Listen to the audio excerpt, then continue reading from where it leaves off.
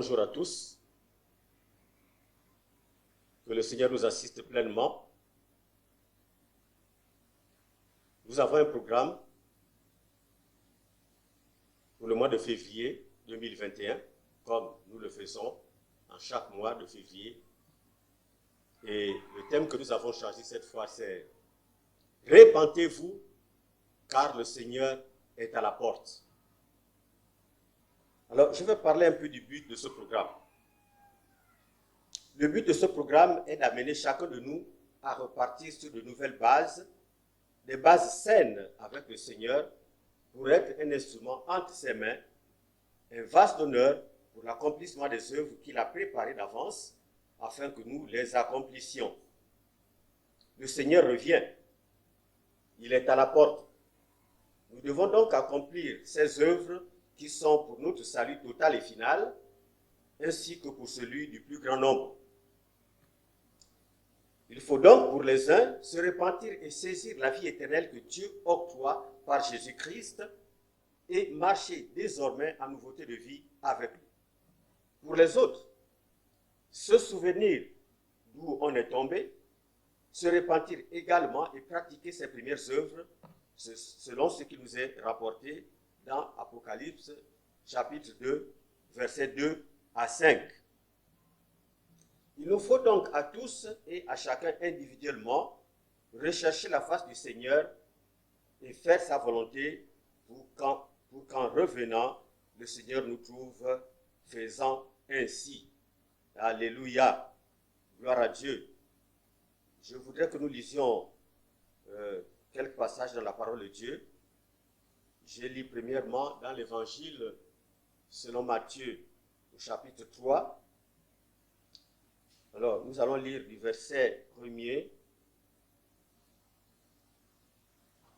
jusqu'au verset 12. Puis nous aurons notre passage à lire. En ce temps-là, parut Jean-Baptiste, prêchant dans le désert de Judée. Il disait, « Répentez-vous, car le royaume des cieux est proche. » Jean est celui qui avait été annoncé par Ésaïe, le prophète, lorsqu'il dit, « C'est ici la voix de celui qui crie dans le désert, préparez le chemin du Seigneur, aplanissez ses sentiers. » Jean avait un vêtement de poil de chameau et une ceinture de cuir autour des reins. Il se nourrissait de sauterelles et de miel sauvage. Les habitants de Jérusalem, de toute la Judée et tout le pays des environs du Jourdain se rendaient auprès de lui. Et, confessant leurs péchés, ils se faisaient baptiser par lui dans le fleuve du Jourdain. Mais, voyant venir à son baptême beaucoup de pharisiens et de sadducéens, il leur dit, « Race de vipères, qui vous a appris à fuir la colère à venir? Produisez donc du fruit de la repentance, et ne prétendez pas dire en vous-même, nous avons Abraham pour père, car je vous déclare que de cette pierre-ci, Dieu peut susciter des enfants à Abraham. Déjà la cognée est mise à la racine des arbres. Tout arbre donc qui ne produit pas de bons fruits sera coupé et jeté au feu. Moi, je vous baptise d'eau pour vous amener à la repentance. Mais celui qui vient après moi est plus puissant que moi. Je ne suis pas digne de porter ses souliers. Lui, il vous baptisera du Saint-Esprit et de feu. Il a son vent à la main. Il nettoiera son air et il amassera le blé dans le grenier, mais il brûlera la paille dans un feu qui ne s'éteint point. Amen. Nous avons un deuxième texte que nous allons lire dans les Actes des Apôtres, au chapitre 17. Nous lisons les versets 30 et 31. Voici ce qui est écrit. Dieu, sans tenir compte des temps d'ignorance, annonce maintenant à tous les hommes, en tout lieu, qu'ils aient à se repentir, parce qu'il a fixé un jour où il jugera le monde selon la justice par l'homme qu'il a désigné, ce dont il a donné à tous une preuve certaine en le ressuscitant des morts. Alléluia. Alors, nous avons un peu introduit notre méditation, notre programme. Nous allons maintenant parler de la repentance, parce que nous disons, répentez-vous, car le Seigneur est à la porte. Jean-Baptiste lui disait, répentez-vous, car le royaume des cieux est proche. Nous essayons d'aller un peu plus loin. Nous disons, répentez-vous, car le Seigneur est à la porte. Nous entendons déjà ses pas, même plus les pas, il n'avance plus, il est déjà arrivé à la porte. Alors, c'est vraiment imminent, imminent, imminent, le retour du Seigneur. Qu'est-ce que c'est que la repentance? Un thème très important dans la Bible, la repentance. Mais qu'est-ce que c'est que la repentance? Que nous confondons souvent avec la confession des péchés. Qu'est-ce que c'est que la repentance? Alors, la repentance, c'est l'acte par lequel un être humain reconnaît ses péchés, s'en détourne, les confesse à Dieu, mais c'est bien plus que se détourner de ses péchés. C'est les abandonner complètement et pour toujours. Voilà, pardon, une des définitions de la repentance. Il y a une infinité de définitions. Nous prenons quelques-unes. Dans la repentance, il y a aussi l'idée de s'apitoyer sur soi, d'avoir du chagrin, de s'attrister et de se réconforter soi-même. Se repentir signifie faire demi-tour, changer de direction. Cela indique un changement de but, de pensée ou d'attitude. Qu'est-ce que c'est que la repentance? La repentance, c'est aussi une souffrance intérieure produite par la conviction de péché et un profond désir de changement. Alors, le terme qui est utilisé, le terme grec, c'est avec les versions que nous avons originales du Nouveau Testament sont en grec. Alors, il y a un terme grec qui est utilisé pour le terme repentance, pour le mot repentance. Ce terme, c'est métanoïa. Métanoïa. Alors, il indique, il présente la repentance, il introduit la repentance comme un changement de mentalité, un changement d'intention. La repentance, c'est la tristesse qu'on éprouve de ses péchés et la douleur d'avoir offensé Dieu. Alors, de tout ce qui précède, nous pouvons dire de manière simplifiée que la repentance est une conviction de péché produite par le Saint-Esprit qui conduit à un changement d'état d'esprit et d'attitude, lequel se traduit par un changement de conduite. Nous allons considérer 3 éléments dans cette étude. C'est-à-dire que nous reviendrons souvent dessus, 3 éléments qui vont ensemble. Évidemment, le 3e élément, l'un des éléments, je veux dire, c'est la repentance. Alors, nous considérons donc 3 éléments du salut. Ces éléments sont inclus dans le salut. Le salut, quand nous étudions le salut, c'est-à-dire quand nous faisons ce qu'on appelle la sotériologie, l'étude du salut, il y a plusieurs éléments qui sont pris en compte. Et nous allons prendre ici seulement 3 éléments essentiels, 3 éléments du début.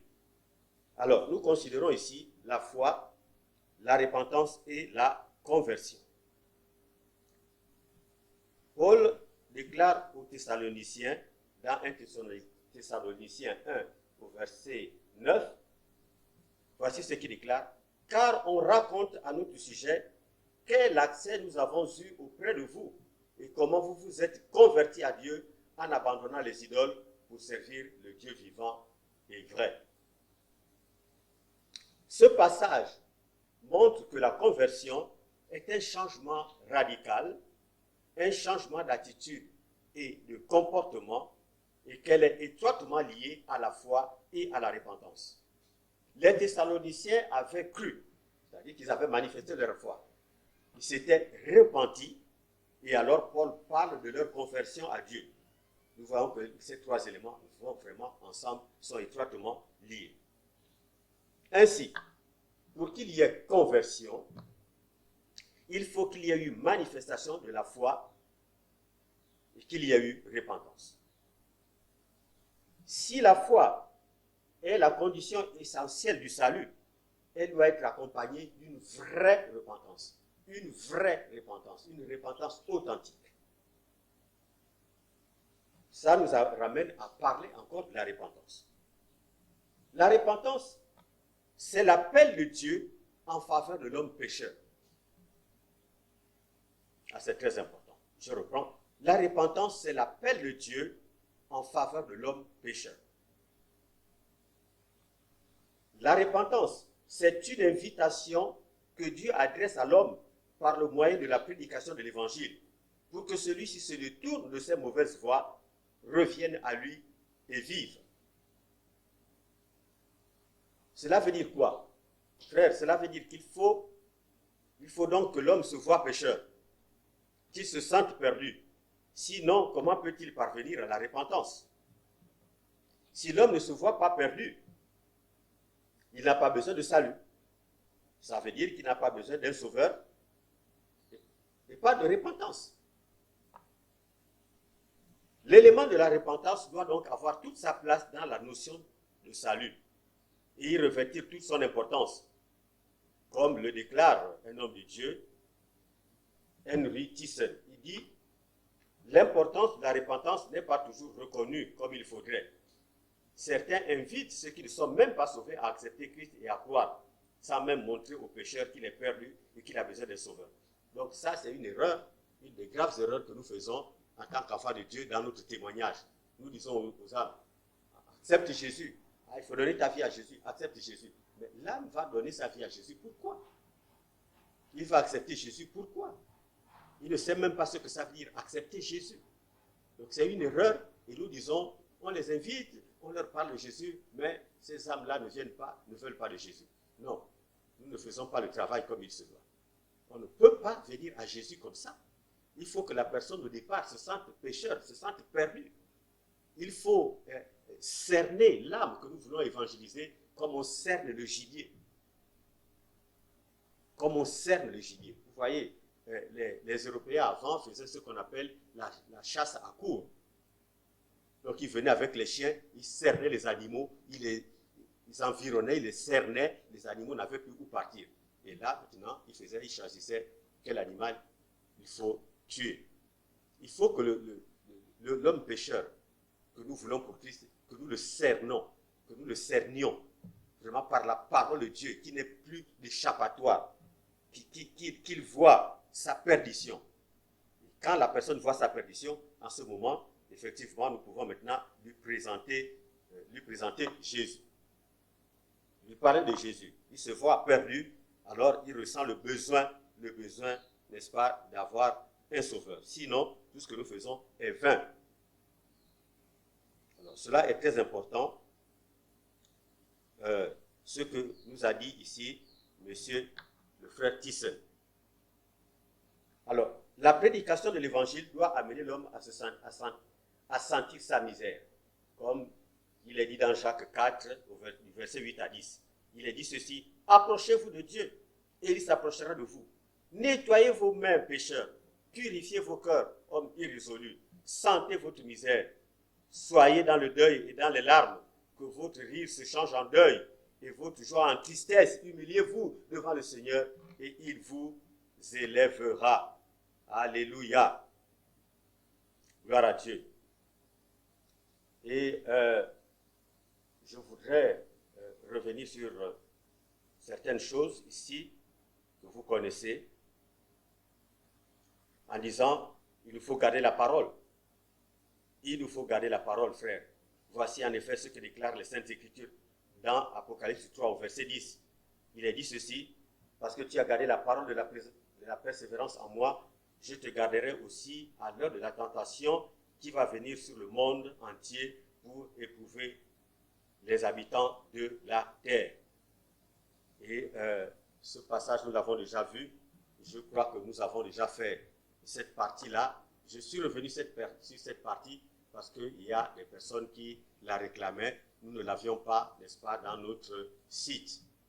Alors, nous passerons par la suite à d'autres enseignements parce que les autres, nous allons vous les envoyer. Mais nous devons retenir quelque chose d'important, c'est surtout les définitions que nous avons données sur la repentance. Et là, je reviens sur la petite définition de base, c'est-à-dire qu'après avoir considéré les autres, nous avons essayé de faire une petite synthèse où nous avons dit que de tout ce qui précède, nous pouvons dire de manière simplifiée que la repentance est une conviction de péché produite par le Saint-Esprit qui conduit à un état d'esprit et d'attitude, lequel se traduit par un changement de conduite. Je reprends. La repentance est une conviction de péché produite par le Saint-Esprit qui conduit à un changement d'état d'esprit et d'attitude, lequel se traduit par un changement de conduite. Nous devons nous repentir. La nouvelle âme qui se donne au Seigneur passe par la repentance. Nous avons vu 3 éléments. La foi, la repentance et la conversion. La foi vient de ce qu'on entend. Ce qu'on entend vient de la parole de Christ. Ça, nous le savons. Ce qui veut dire que pour qu'il y ait foi, il faut que Dieu parle. Pour qu'il y ait foi, il faut que donc l'évangile soit prêché. Nous devons prêcher l'évangile. Nous devons parler de Jésus. Nous devons témoigner de ce que Jésus a fait dans notre vie. Et c'est ça qui va créer la foi dans le cœur de notre interlocuteur. Ensuite, puisque nous avons parlé et que nous avons amené cette personne à se voir pécheur, pécheresse, cette personne va se repentir. Il va se sentir pécheur perdu et va évidemment invoquer le Seigneur, le seul sauveur que nous lui présentons, Jésus-Christ. Cette personne se répand et ensuite nous allons observer dans la vie de cette personne que nous allons commencer à suivre ce que la Bible appelle le fruit digne de la repentance. C'est ce que nous avons lu tout à l'heure quand Jean-Baptiste parlait aux pharisiens et aux sadducéens. Il leur disait, portez du fruit digne de la repentance. Et ne prétendez pas dire en vous-même, nous avons Abraham pour père. Il faut porter du fruit digne de la repentance. Celui qui s'est réellement repenti porte du fruit digne de la repentance. C'est ce que Paul aussi a remarqué dans la vie des Thessaloniciens. Parce qu'il portait du fruit digne de la repentance. Il s'était détourné des idoles pour servir le Dieu vivant et vrai. Ils s'étaient détournés de leur vaine manière de vivre pour servir le Dieu vivant et vrai. C'est-à-dire pour marcher avec lui, pour obéir et mettre en pratique la parole de Dieu. Et c'est ça qui est le plus important. Donc, il faut ça pour les nouvelles âmes, mais pour les anciennes âmes que nous sommes. Nous devons aussi revenir. Quand quelqu'un ne marche pas selon la parole de Dieu, il doit se repentir de sa vaine manière de vivre. Car il a une vaine manière de vivre dans l'église du Seigneur. Il doit se repentir, il doit pratiquer ses premières œuvres, il doit revenir au Seigneur par la repentance et porter de nouveau du fruit digne de la repentance. Alors, nous allons arrêter cette première partie à ce niveau-là. Nous allons arrêter cette première partie à ce niveau et nous allons repartir vers d'autres parties. Que le nom du Seigneur soit béni. Alléluia. Amen. Gloire à Dieu.